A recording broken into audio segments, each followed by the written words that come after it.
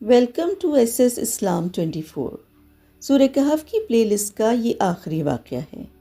جیسا کہ اس سورت کی شان نزول میں نے آپ کو بتایا تھا کہ مشرکین مکہ نے حضور پاک صلی اللہ علیہ وسلم سے 3 سوال کیے تھے۔ ان میں سے ایک سوال یہ تھا کہ اس شخص کا حال بتائیں جس نے مشرق و مغرب تک پوری دنیا کا سفر کیا تھا۔ آیت نمبر 82 کے بعد اس سوال کا جواب دیا جا رہا ہے۔ اس شخص کا نام ذوالقرنین تھا۔ ذوالقرنین کے معنی ہے 2 سینگوں والا۔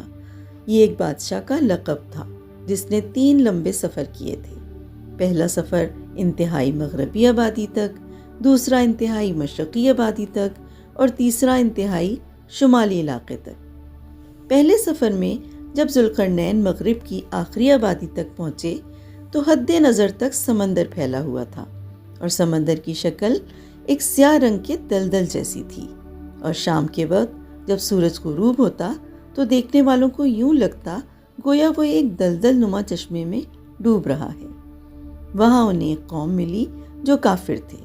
جب حضرت ذوالقرنین نے اسے فتح کر لیا تو اللہ تعالیٰ نے فرمایا، اے ذوالقرنین، تمہارے پاس 2 راستے ہیں، یا تو ان لوگوں کو سزا دو یا پھر ان کے معاملے میں اچھا رویہ اختیار کرو۔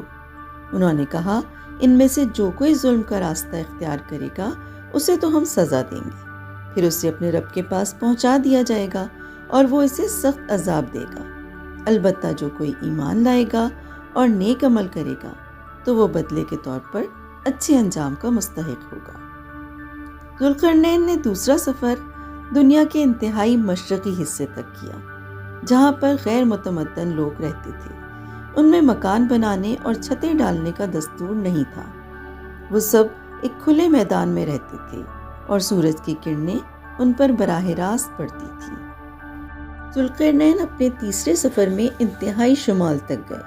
وہاں کے لوگوں نے انہیں 2 وحشی قبائل یاجوج اور ماجوج کے بارے میں بتایا، جو پہاڑوں کے پیچھے رہتے تھے اور وقتاً فوقتاً پہاڑوں کے درمیانی درے سے اس علاقے میں آ کر قتل و غارت کرتے تھے۔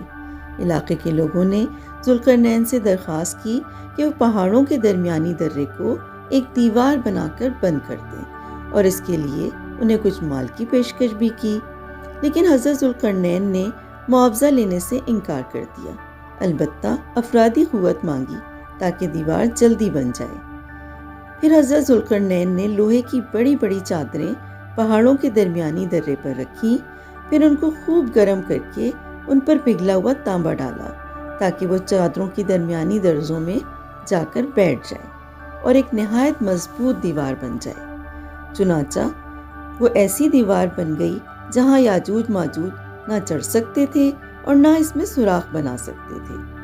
اتنا بڑا کارنامہ انجام دینے کے بعد ذوالقرنین نے اس حقیقت کا اعتراف کیا کہ یہ میری قوت بازو کا کرشمہ نہیں ہے، بلکہ اللہ کی رحمت سے مجھے اس کی توفیق ملی ہے، اور اللہ پاک جب چاہے گا اس دیوار کو اٹھا کر زمین کے برابر کر دے گا، اور یہی قیامت کے لیے اللہ کا وعدہ ہے، اور میرا رب اپنے وعدے میں بالکل سچا ہے۔